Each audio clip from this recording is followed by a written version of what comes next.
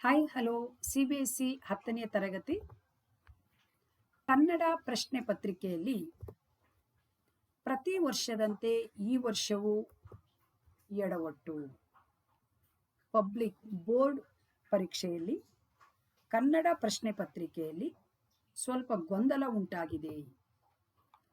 ಮಕ್ಕಳಿಗೆ 100ಕ್ಕೆ 100 ಅಂಕಗಳು ಅಸಾಧ್ಯ.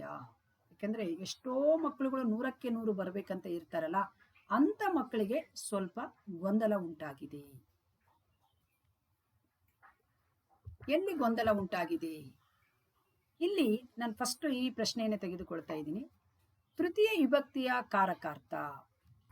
ಇದು ಸಾಮಾನ್ಯವಾಗಿ ನಾವು ಈಗ ಯಾಕಂದ್ರೆ ಸಿಲೆಬಸ್ ಅಲ್ಲಿ ಇಲ್ಲ ಅನ್ನೋದು ಒಂದಿದೆ. ಇಲ್ಲಿ ನೋಡಿ, ಇದು ಸಿಲೆಬಸ್ನಲ್ಲೂ ಇಲ್ಲ ಮತ್ತು ಮಕ್ಕಳ ಮಟ್ಟದ ಪ್ರಶ್ನೆ ಅಲ್ಲ. ಯಾಕಂದ್ರೆ ಕಾರಕಾರ್ಥ ಅಂದ್ರೆ ಸಾಮಾನ್ಯವಾಗಿ ಈ ಸ್ಪರ್ಧಾತ್ಮಕ ಪರೀಕ್ಷೆಯಲ್ಲಿ ಕೇಳುವಂತ ಪ್ರಶ್ನೆ ಆಗಿರುತ್ತದೆ.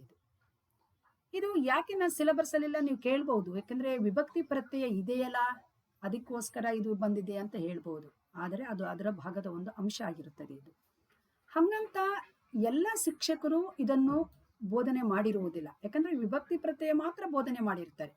ಇದು ಒಂದು 2-3 ವರ್ಷದ ಹಿಂದೆನೂ ಕೂಡ ಈ ಒಂದು ಪ್ರಶ್ನೆ ಬಂದಿತ್ತು. ಹಾಗಾಗಿ ಅವರು ಗೊತ್ತಿರುವವರು ಮಾತ್ರ ಇದನ್ನು ಮಾಡಿರ್ತಾರೆ. ಗೊತ್ತಿಲ್ಲದೆ ಇರುವಂತ ಅನೇಕ ಶಿಕ್ಷಕರು ಇದನ್ನು ಮಾಡಿರುವುದಿಲ್ಲ. ಹಾಗಾಗಿ ಮಕ್ಕಳಿಗೆ ಇದು ಗೊಂದಲವಾಗುತ್ತದೆ. ಕಾರಕಾರ್ಥ ಅಂದ್ರೆ ಏನು? ಒಂದು ಸಲ ಈ ಪದವನ್ನೇ ಅವ್ರು ಕೇಳಿರುವುದಿಲ್ಲ, ನೋಡ್ಕೊಂಡು ಇರುವುದಿಲ್ಲ. ಅಲ್ಲಿ ಇದೆ ಟೆಕ್ಸ್ಟ್ ಬುಕ್ ಅಲ್ಲಿ, ಆದ್ರೆ ಅದು ಮಗು ನೋಡಿಕೊಂಡಿರುವುದಿಲ್ಲ ಅಥವಾ ಶಿಕ್ಷಕರು ಕೂಡ ಅದ್ರ ಬಗ್ಗೆ ಹೇಳಿರುವುದಿಲ್ಲ. ಹಾಗಾಗಿ 100ಕ್ಕೆ 100 ಬರ್ತೇವಂತ ಹೋಗಿರ್ತಾರಲ್ಲ, ಅಂತ ಮಕ್ಕಳಿಗೆ ಇದು ಗೊಂದಲ ಆಗುತ್ತದೆ. ವಿಭಕ್ತಿ ಪ್ರತ್ಯಯಲ್ಲಿ ಅನೇಕ ರೀತಿಯ ವಿಭಾಗಗಳಿದ್ದಾವೆ, ಅಲ್ಲಿ ಬರುವಂಥದ್ದು ಇದು. ಹಾಗಾಗಿ ಇಲ್ಲಿ ಗೊಂದಲ ಉಂಟಾಗಿದೆ ಮಗುವಿಗೆ ಅನ್ನೋದು ಒಂದು. ಈಗ ಹಳೆಗನ್ನಡ ಇದೆ, ಹೊಸಗನ್ನಡ ಇದೆ, ಅಲ್ಲೇನೆ ಯಾವ್ದಾದ್ರು ಒಂದು ಸರಳವಾಗಿ ಕೇಳ್ಬೋದಿತ್ತಲ್ಲ. ಇಷ್ಟು ಕಠಿಣವಾಗಿ ಕೇಳುವಂತ ಅವಶ್ಯಕತೆ ಇಲ್ಲವೇ ಆಗಿತ್ತೇನೋ ಅಂತ ನನ್ಗನ್ಸುತ್ತದೆ. ಇದು ಬೇಡ ಆಗಿತ್ತೇನೋ ಅಂತ ನನ್ನ ಒಂದು ಅಭಿಪ್ರಾಯ. ಹಾಗೆಯೇ ಈ 6th ಮೇನ್ ಇದೆಯಲ್ಲ, ಸಾಮಾನ್ಯವಾಗಿ ಮಕ್ಕಳುಗಳು ನೀವೆಲ್ಲ ನೋಡಿರೋ ಹಾಗೆ ಈ ಮೇನಲ್ಲೇ ಗ್ರಾಮರನ್ನು ಮಿಸ್ಟೇಕ್ ಮಾಡ್ತಾ ಇದ್ರು. ಮತ್ತೆ ಇದು ಕೊನೆಗೂ ಸಹ ಇಲ್ಲಿನೇ ಗೊಂದಲ ಉಂಟಾಗ್ಬಿಡ್ತು. ಅದಕ್ಕೆ ನಾನು ಹೇಳ್ತಾ ಇದ್ದೀನಿ, ಇದಕ್ಕೆ ಗ್ರೇಸ್ ಮಾರ್ಕ್ಸ್ ಸಿಗಬೇಕು. ಯಾಕೆ ಅಂತ ಹೇಳಿದ್ರೆ, ನೀವೆಲ್ಲರೂ ಒಂದೇ ಸಾಲಿನಲ್ಲಿ ನಿಲ್ಲಬೇಕು. ಈ ವಾಕ್ಯವನ್ನು ವಿದ್ಯಾರ್ಥಕ ರೂಪದಲ್ಲಿ ಬರೆಯಿರಿ ಅಂತ ಹೇಳಿದ್ದಾರೆ. ಇಲ್ಲಿ ವಾಕ್ಯ ಪ್ರಭೇದಗಳು ಅಂತ ಬರುತ್ತದೆ. ಅದರಲ್ಲಿ 14 ವಿಭಾಗಗಳಿದ್ದಾವೆ. ಈ ವಾಕ್ಯ ಪ್ರಭೇದಗಳಲ್ಲಿ 14 ವಿಭಾಗಗಳಲ್ಲಿ ಇದೆ. ಅದರಲ್ಲಿ ಬರುವಂತ ಒಂದು ಪ್ರಶ್ನೆ ಆಗಿರುತ್ತದೆ ಇಲ್ಲಿ. ಇದು ಈಗಾಗಲೇ ವಿದ್ಯಾರ್ಥಕ ರೂಪದಲ್ಲಿಯೇ ಇದೆ. ಇದು ಯಾಕೆ ಅಂದ್ರೆ ಕೇವಲ ಬರೆಯಲಿ, ತಿನ್ನಲಿ, ಹೋಗಲಿ, ಬರಲಿ ಅನ್ನೋದು ಮಾತ್ರ ವಿದ್ಯಾರ್ಥಕ ಆಗಿರುವುದಿಲ್ಲ. ಅದರಲ್ಲಿ ಅನೇಕ ವಿಧಗಳಿದ್ದಾವೆ. ಇಲ್ಲೇನಂದ್ರೆ ವಿನಂತಿ, ಹಾರೈಕೆ, ಭರವಸೆ, ಬೆದರಿಕೆ ಅನ್ನೋದು ಇರುವಂಥದ್ದು. ಇದು ಎಲ್ಲಿ ಬಂದಿದೆ ಗೊತ್ತಾ? ಅಪ್ಪಣೆ ಅನ್ನೋದ್ರಲ್ಲಿ ಬಂದಿರುವಂಥದ್ದು. ಒಂದ್ಸಲ ಬರೆದು ಬಿಡ್ತೀನಿ ನಾನು, ಯಾಕಂದ್ರೆ ಈ ವಾಕ್ಯ ಪ್ರಭೇದಗಳನ್ನು ನಾನು ಈಗಾಗಲೇ ವಿಡಿಯೋ ಮಾಡಿದ್ದೆ ಕಳೆದ 2 ವರ್ಷದ ಹಿಂದೆನೆ. ನೀವು ನಮ್ಮ ಯೂಟ್ಯೂಬ್ ಚಾನಲ್ ಅಲ್ಲಿ ನೋಡ್ಬಹುದು.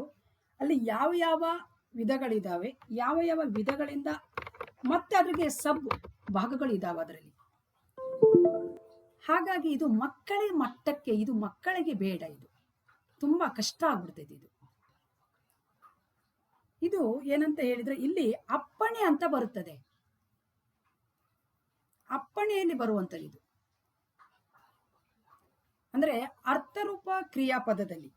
ಓಕೆ, ಇಲ್ಲಿ ನೀವು ನೆನ್ಪಿಟ್ಕೋಬೇಕು, ಕೇವಲ ಬರೆಯಲಿ, ಹೋಗಲಿ, ತಿನ್ನಲಿ, ಮಲಗಲಿ, ಬರಲಿ ಆತರ ಮಾತ್ರ ಬರುವುದಿಲ್ಲ. ಇಲ್ಲಿ ವಾಕ್ಯದ ಅರ್ಥವನ್ನು ಹೇಳುತ್ತದೆ ಇಲ್ಲಿ. ಹಾಗಾಗಿ ಇದು ಯಾವುದೋ ಒಂದು ಸ್ಪರ್ಧಾತ್ಮಕ ಪರೀಕ್ಷೆಗಳ ವಿದ್ಯಾರ್ಥಿಗಳಿಗೆ ಇದು ಕಷ್ಟ ಅನಿಸುತ್ತದೆ. ಹಾಗಾಗಿ ಈ 10ನೇ ತರಗತಿಯ ವಿದ್ಯಾರ್ಥಿಗಳಿಗೆ ಕೇಳುವಂತ ಪ್ರಶ್ನೆನೇ ಅಲ್ಲ. ಯಾಕಂದ್ರೆ ಇದು ಡೀಪ್ ಆಗಿ ಇನ್ನೂ ಅದರಲ್ಲಿ ಭಾಗಗಳಿದಾವೆ. ಅದರಲ್ಲಿ ಅದನ್ನು ನಾವು ನೋಡ್ಬೇಕಾಗುತ್ತದೆ. ಸುಮ್ಮನೆ ಈಗ ಎಷ್ಟು ವಾಕ್ಯಗಳಿದಾವೆ, ಎಷ್ಟೋ ಜನ ಶಿಕ್ಷಕರು ಮಕ್ಕಳಿಗೆ ಬಹಳಷ್ಟು ವಾಕ್ಯಗಳನ್ನು ಕೊಟ್ಟಿದ್ದಾರೆ. ಈಗ ಎಕ್ಸಾಂಪಲ್ ನಾನೇ ಎಷ್ಟು ವಾಕ್ಯ ಕೊಟ್ಟಿದ್ದೀನಿ ಗೊತ್ತಾ ಅದರಲ್ಲಿ. ಇದು ಈಗಾಗಲೇ ವಿದ್ಯಾರ್ಥಕದಲ್ಲಿಯೇ ಇದೆ. ಇದು ಮತ್ತೆ ವಿದ್ಯಾರ್ಥಕ ರೂಪದಲ್ಲಿ ಹೇಗೆ ಬರೀಲಿಕ್ಕೆ ಸಾಧ್ಯ ಮಗು? ಹಾಗಾಗಿ ಇದು ಗೊಂದಲ ಅಲ್ಲವೇ? ಇದಕ್ಕೆ ನಾನು ಹೇಳ್ತಾ ಇದ್ದೀನಿ, ಗ್ರೇಸ್ ಮಾರ್ಕ್ಸ್ ಸಿಗಬೇಕು. ಯಾಕೆಂದ್ರೆ ನಾನು ಈಗಾಗಲೇ ಮಾಡಿದ್ದೀನಿ, ಮತ್ತೆ ಇದಕ್ಕೆ ಅಂತ ಒಂದು ಮುಂದಿನ ವಿಡಿಯೋವನ್ನು ಮಾಡ್ತಾ ಇದ್ದೀನಿ. ನೀವು ಇನ್ನೊಂದು ಸಲ ನೋಡಿ, ಬೇಕಾದ್ರೆ ಇದು ಎಲ್ಲಿ ಬರುತ್ತದೆ ಅನ್ನೋದನ್ನ ನಾನು ಪಕ್ಕ ಮತ್ತೊಂದ್ಸಲ ನಿಮಗೆ ಕ್ಲಿಯರಿಟಿ ಕೊಡ್ತೀನಿ, ನೀವು ಅಲ್ಲಿ ನೋಡಿ. ಓಕೆ, ಇನ್ನು ಇಲ್ಲಿನೂ ಅಷ್ಟೇ, ಇದು ಕೂಡ ಕಾವೇರಿ ನಾಲೆ ಇಲ್ಲಿಗೆ ಬಂದರೆ ನಮ್ಮ ಬಡತನ ನೀಗುವುದೇ. ಇದು ಕೂಡ ಇದು ಎಲ್ಲಿ ಬರುತ್ತದೆ ಅಂತ ಹೇಳಿದ್ರೆ ತಥ್ಯ ವಿಷಯಕ ವಾಕ್ಯದಲ್ಲಿ ಬರುತ್ತದೆ. ಇದು ನೀಗುವುದು ಅಂದರೆ ಇಲ್ಲಿ ಹೆಂಗೆ ಅಂದ್ರೆ ಎಸ್ ಆರ್ ನೋ, ಇಲ್ಲಿ ಹೇಗೆ ಬರುತ್ತದೆ ಅಂದ್ರೆ ಎಸ್ ಆರ್ ನೋ ಅನ್ನೋದು ಅಂಕವನ್ನು ಮಾತ್ರ ಹೇಳ್ತದೆ. ಇಲ್ಲಿ ನೋಡಿ,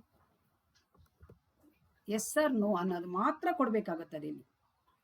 ಇದು ಎಸ್ ಆರ್ ಅಥವಾ ನೋ, ಇಲ್ಲವೇ ಹೌದು ಅಥವಾ ಇಲ್ಲ, ಅಂದ್ರೆ ಸತ್ಯನೋ ಅಥವಾ ಸುಳ್ಳು, ಯಾವುದು ಇದು ಸತ್ಯನೇ ಅಂತ ಹೇಳಲಿಕ್ಕೂ ಸಾಧ್ಯ ಇಲ್ಲ, ಇದು ಸುಳ್ಳೇ ಅಂತಾನು ಹೇಳಲಿಕ್ಕೆ ಸಾಧ್ಯ ಇಲ್ಲ. ಅದು ಒಂದು ರೀತಿಯಲ್ಲಿ ಸಂಭಾವನಾರ್ಥಕ.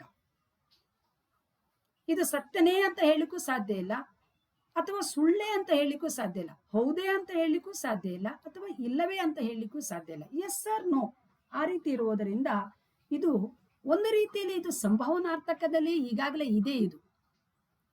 ಹಾಗಾಗಿ ಇದು ಮಕ್ಕಳಿಗೆ ಕೇಳುವ ಪ್ರಶ್ನೆ ಅಲ್ಲ. ಯಾಕಂದ್ರೆ 10ನೇ ತರಗತಿ ಮಗು ಅಂದ್ರೆ ಅದರ ಮಟ್ಟ ಬಹಳ ಚಿಕ್ಕದಿರುತ್ತದೆ. ನಾನಾ ಭಾಷೆಯ ಮಕ್ಕಳು ಬಂದಿರ್ತಾರೆ ಕನ್ನಡದಲ್ಲಿ. ಯಾಕಂದ್ರೆ ನನಗೆ ಅನಿಸಿದ ಪ್ರಕಾರ ಇಲ್ಲಿ ಕೂಡ ಸ್ವಲ್ಪ ವಿಷಯ ಜ್ಞಾನ ಕೊರತೆ ಇತ್ತೇನೋ, ಪ್ರಶ್ನೆ ಪತ್ರಿಕೆಯನ್ನು ಸಿದ್ಧಪಡಿಸುವರಲ್ಲಿ ಸ್ವಲ್ಪ ವಿಷಯ ಜ್ಞಾನದ ಕೊರತೆ ಇತ್ತೇನೋ ಅಂತ ನನಗನ್ಸುತ್ತದೆ. ಯಾಕಂದ್ರೆ ಇದನ್ನು ಡೀಪ್ ಆಗಿ ನಾವು ಓದಿದಾಗ ಮಾತ್ರ ಇದು ಗೊತ್ತಾಗುತ್ತದೆ, ಇದು ಎಲ್ಲಿ ಬರುತ್ತದೆ ಅನ್ನೋದು ಇದೆ ಒಂದು. ಓಕೆನಾ, ಇನ್ನು ಇದೆ ಅದರಲ್ಲೇ 3ನೇದು, ಈ ಗ್ರಂಥದಲ್ಲಿ ಪಾಕಶಾಸ್ತ್ರದ ವಿಷಯವನ್ನು ಚೆನ್ನಾಗಿ ಹೇಳಿದೆ, ಕರ್ಮಿಣಿ ವಾಕ್ಯವನ್ನಾಗಿ ಪರಿವರ್ತಿಸಿ. ಕರ್ಮಿಣಿ ವಾಕ್ಯ ಎಷ್ಟು ವಾಕ್ಯಗಳಿದಾವೆ ಸರಳವಾಗಿ ಕೊಡುವಂಥದ್ದು. ಬೇಡ, ಮಕ್ಕಳು ಆಟವನ್ನು ಆಡಿದರೆ ಎಷ್ಟು ವಾಕ್ಯಗಳಿದಾವೆ, ಸರಳವಾಗಿ ಕೇಳಬಹುದಿತ್ತು. ಯಾಕಂದ್ರೆ ಕರ್ಮಿಣಿ ಪ್ರಯೋಗ ಅಂದ್ರೆ ಏನು ಅಂದ್ರೆ ಕರ್ತೃಪದಕ್ಕೆ ಕರ್ತೃಪದ ಬೇಕೇ ಬೇಕಲ್ಲ. ಕರ್ತೃಪದ ಇಲ್ಲದೆ ನೀವು ಹೇಗೆ ಕರ್ಮಿಣಿ ಪ್ರಯೋಗವನ್ನು ಮಾಡ್ತೀರಿ? ಹಾಗೆ ಕರ್ತೃಪದ ಬೇಕಲ್ಲ. ಇಲ್ಲಿ ಕರ್ತೃಪದಕ್ಕೆ ತೃತೀಯ ವಿಭಕ್ತಿ, ಕರ್ಮಪದಕ್ಕೆ ಪ್ರಥಮ ವಿಭಕ್ತಿ, ಕ್ರಿಯಾಪದಕ್ಕೆ ಅಲ್ಪಡು ಪ್ರತ್ಯಯನ್ನು ಸೇರಿಸಬೇಕು ಅನ್ನೋದು ಒಂದು ನಿಯಮ ಇದೆ. ಹಾಗಿದ್ರೆ ಇಲ್ಲಿ ಕರ್ತೃಪದನೇ ಇಲ್ಲ, ಹೇಗೆ ನೀವು ಕರ್ಮಿಣಿ ಪ್ರಯೋಗವನ್ನು ಮಾಡ್ತೀರಾ? ಇದು ಮಗುಗೆ ಗೊಂದಲ ಅಲ್ಲವೇ? ಇದು ಕಷ್ಟ ಅಲ್ಲವೇ? ಯಾಕಂದ್ರೆ ಎಷ್ಟೋ ಮಕ್ಕಳುಗಳು ಪರೀಕ್ಷೆ ಮುಗಿದು ಈಚೆಗೆ ಬರ್ತದಂಗೆಲೆ ಈ ಪ್ರಶ್ನೆಗಳು ತಪ್ಪಿದ್ದು ಅಂತ ಮಗು ಹೇಳ್ತಾ ಇದೆ ಅಂದಾಗ ನಾವು ಪ್ರಶ್ನೆ ಪತ್ರಿಕೆಯನ್ನು ಸಿದ್ಧಪಡಿಸುವವರು ಸ್ವಲ್ಪ ಗಮನದಲ್ಲಿರಬೇಕಾಗುತ್ತದೆಯಲ್ಲ ಅನ್ನೋದು ನನ್ನ ಒಂದು ಅಭಿಪ್ರಾಯ ಆಗಿರುತ್ತದೆ. ಯಾಕಂದ್ರೆ ಇಲ್ಲಿನೂ ಕೂಡ ಗ್ರೇಸ್ ಮಾರ್ಕ್ಸ್ ಕೊಡಬೇಕಾಗುತ್ತದೆ. ಯಾಕಂದ್ರೆ ಇವೆಲ್ಲ ತಪ್ಪಾಗಿದ್ದಾವೆ. ನಾನು ತಪ್ಪಾಗಿರೋದನ್ನು ಹೇಳ್ತಾ ಇದ್ದೀನಿ, ಇದು ನನ್ನ ಒಂದು ಅಭಿಪ್ರಾಯವನ್ನು ವ್ಯಕ್ತಪಡಿಸ್ತಾ ಇದ್ದೀನಿ. ಇಲ್ಲಿ ನೋಡಿ, ಈ 5-6 ವಾಕ್ಯ ಇದೆಯಲ್ಲ, ಈ 5-6 ವಾಕ್ಯದಲ್ಲಿ ಈ ಪ್ರಶ್ನೆ ಇದೆಯಲ್ಲ, ಇದು ಬೇಡಾಗಿತ್ತು ಅಂತ ಅನಿಸುತ್ತದೆ. ಬೇರೆದು ಕೊಡ್ಬೋದಿತ್ತು. ಯಾಕಂದ್ರೆ ಈಗ ಎಷ್ಟಿದಾವೆ, ಸಾಕಷ್ಟು ಎಷ್ಟಿದಾವೆ, 5-6 ವಾಕ್ಯದಲ್ಲಿ ಎಷ್ಟು ಪ್ರಶ್ನೆಗಳಿದಾವೆ ಎಲ್ಲಾ ಪಾಠದಲ್ಲಿ ಕೇಳಿದ್ರೆ. ಯಾಕಂದ್ರೆ ಇದು 8-10 ವಾಕ್ಯದ ಪ್ರಶ್ನೆ. ಹಾಗೇನಾದ್ರೂ ನೀವು ಕೇಳ್ತೀರಂತ ಇದ್ರೆ ಈ 2 ವಾಕ್ಯದ ಪ್ರಶ್ನೆಯನ್ನು ತೆಗೆದುಕೊಂಡು 8-10 ವಾಕ್ಯ ಕೊಡಿ, ಮಗುಗೆ ಅಂಕ ಸಿಗ್ಲಿ. ಅದು ಕೂಡ ತಪ್ಪಾಗ್ಬಿಡ್ತೈತಿ ಒಂದು. ಆಮೇಲೆ ಇಲ್ಲಿ 2ನೇದು ಕೂಡ ಇದು ಓಕೆ, ಏನೋ ಮಕ್ಕಳು ಬರ್ದಿರ್ತಾರೆ, ಓಕೆ ಯಾಕಂದ್ರೆ ಕೊಡ್ಲೇಬೇಕಾಗುತ್ತದೆ, ಮಗು ಹೇಗೆ ಬರ್ದ್ರು ಓಕೆ. ಇನ್ನು ಇಲ್ಲಿನೂ ಅಷ್ಟೇ, ಇದು ಯಾವುದು ಈ ಪ್ರಶ್ನೆ, ಇದು ಬೇಡವಾಗಿತ್ತೇನೋ ಅಂತ ಅನಿಸುತ್ತದೆ. ಮಕ್ಕಳಿಗೆ ಏನೋ ಇದು ಇದ್ರ ಬಗ್ಗೆ ಸ್ಟೋರಿ ಗೊತ್ತಿತ್ತು, ಮಕ್ಕಳು ಬರ್ದಿರ್ಬಹುದು ಅಥವಾ ಬರೆಯೋದನ್ನು ಇರ್ಬಹುದು, ಯಾಕಂದ್ರೆ ಆಪ್ಷನ್ಸ್ ಇತ್ತಲ್ಲ, ಇನ್ನೊಂದು ಬರ್ದಿರ್ಬಹುದು. ಆದ್ರೆ ಈ ರೀತಿಯಾದಂತಹ ಪ್ರಶ್ನೆಗಳು ಬೇಡವೇನೋ ಅಂತ ನನಗನಿಸುತ್ತದೆ. ಅಷ್ಟೇ ಅಲ್ಲದೆ ಈ ಮೌಲ್ಯಮಾಪಕರು ಸ್ವಲ್ಪ ಗಮನ ಹರಿಸಬೇಕಾಗುತ್ತದೆ. ಯಾಕಂದ್ರೆ ಯಾವ ಪ್ರಶ್ನೆಗಳಿಗೆ ಗ್ರೇಸ್ ಕೊಡ್ಲೇಬೇಕಾಗುತ್ತದೆ. ಯಾಕಂದ್ರೆ 100ಕ್ಕೆ 100 ಬರ್ಬೇಕಂತ ಆಸೆ ಇಟ್ಟು ಓದಿರ್ತಾರಲ್ಲ ಮಕ್ಕಳುಗಳಿಗೆ, ಅಂತ ಮಕ್ಕಳಿಗೆ ಇಲ್ಲಿ ಗೊಂದಲ ಉಂಟಾಗಿದೆ. ಪಾಸಿಂಗ್ ಮಾರ್ಕ್ಸ್ ಮಕ್ಕಳಿಗೆಲ್ಲ ಅದ್ರ ಬಗ್ಗೆ ಅವ್ರು ತಲೆ ಕೆಡಿಸ್ಕೊಳಲ್ಲ. ಈ 100ಕ್ಕೆ 100 ನೀವು ಮ್ಯಾಥ್ಸು, ಸೈನ್ಸು, ಸೋಷಿಯಲ್ ಎಲ್ಲದರಲ್ಲೇ 100 ಬಂದಿರ್ತೈತಿ. ಕನ್ನಡದಲ್ಲಿ 100 ಬಂದಿಲ್ಲ ಅಂದ್ರೆ ಆ ಮಗು ಆಟೋಮೆಟಿಕ್ ಆಗಿ ಡೌನ್ ಆಗ್ಬಿಡುತ್ತದೆಯಲ್ಲ. ಆ ಒಂದು ದೃಷ್ಟಿಕೋನವನ್ನು ಇಟ್ಟುಕೊಂಡು, ಮಕ್ಕಳ ಹಿತದೃಷ್ಟಿಯನ್ನು ಇಟ್ಟುಕೊಂಡು ನಾವು ಇದಕ್ಕೆ ನಾವು ಗ್ರೇಸ್ ಮಾರ್ಕ್ಸ್ ಅನ್ನು ಕೊಡ್ಲೇಬೇಕಾಗುತ್ತದೆ. ಇದಕ್ಕೆ ನಿಮ್ಮೆಲ್ಲರ ಅಭಿಪ್ರಾಯಗಳನ್ನು ತಿಳಿಸಿ. ಯಾಕಂದ್ರೆ ಎಲ್ಲರೂ ಮೌನವಾಗಿ ಕುಳಿತುಕೊಂಡ್ಬಿಟ್ರೆ ಹೀಗೆಯೇ ಪ್ರತಿ ವರ್ಷ ತಪ್ಪಾಗ್ತಾನೆ ಹೋಗುತ್ತದೆ, ಅದನ್ನು ಕೇಳುವವರೇ ಇಲ್ಲ. ಹಂಗಾಗಬಾರ್ದು. ಧ್ವನಿ ಎತ್ತೋದ್ರಲ್ಲಿ ಏನು ತಪ್ಪೇನಿಲ್ಲ. ತಪ್ಪಿದ್ರೆ ತಪ್ಪು ಅಂತ ಹೇಳೋದ್ರಲ್ಲಿ ಏನು ತಪ್ಪೇನಿಲ್ಲ. ತಪ್ಪಿದ್ರೆ ಒಪ್ಕೊಳ್ಳೋದ್ರಲ್ಲೂ ಏನು ತೊಂದರೆ ಇಲ್ಲ, ಒಪ್ಕೊಳ್ಳೇಬೇಕಾಗುತ್ತದೆ. ಹಾಗಾಗಿ ಇದ್ರ ಬಗ್ಗೆ ಸ್ವಲ್ಪ ಗಮನ ಹರಿಸಿ ಅಂತ ನಾನೊಂದು ಮನವಿ ಮಾಡ್ಕೊಳ್ತಾ ಇದ್ದೀನಿ. ಇದು ಮತ್ತೆ ನನ್ನ ಅಭಿಪ್ರಾಯವಾಗಿರುತ್ತದೆ ಅಂತ ಹೇಳ್ತಾ ಇವತ್ತಿನ ಒಂದು ಸಂಚಿಕೆಯನ್ನು ನಾನು ಮುಗಿಸ್ತಾ ಇದ್ದೀನಿ. ಲೈಕ್ ಮಾಡಿ, ಶೇರ್ ಮಾಡಿ, ಸಬ್ಸ್ಕ್ರೈಬ್ ಮಾಡಿ ನಮ್ಮೂರು ಯೂಟ್ಯೂಬ್ ಚಾನಲ್ಗೆ ಅಂತ ಹೇಳ್ತಾ ಮತ್ತೊಮ್ಮೆ ನಮಸ್ಕಾರಗಳು.